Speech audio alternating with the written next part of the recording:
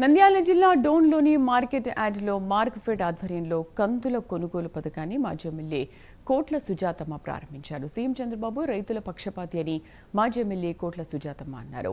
డోన్ నియోజకవర్గంలో ఎక్కువగా సాగు చేసే పంట కందులని ఆమె తెలిపారు. ఈ కార్యక్రమాన్ని డోన్లో ఏర్పాటు చేయడం చాలా సంతోషంగా ఉందన్నారు. ఎందుకంటే ఈరోజు ఈ ప్రాంతం అనేది చాలా వెనుకబడినటువంటి ప్రాంతం. కానీ కందులకి ఇంత ఉండగా వేరే ఏదన్నా కావాలంటే ఇక్కడనే వ్యవసాయ అధికారి గారు కూడా ఉన్నారు. ఆయన మన దగ్గరికి వచ్చి మన భూమికి ఏదైతే సూట్ అవుతాయో అవన్నిటిని కూడా మీరు వాళ్ళకి తెలియజేస్తే కనీసం మా రైతులు బాగుపడి, ఎందుకంటే రైతులందరూ కూడా చాలా కష్టపడి పండించింటారు. రైతులకు గిట్టుబాటు ధర లేదంటే వాళ్ళు అసలు ఇంట్లోన ఎంత బాధపడుతుంటారు అనేది అందరికీ కూడా తెలుసు.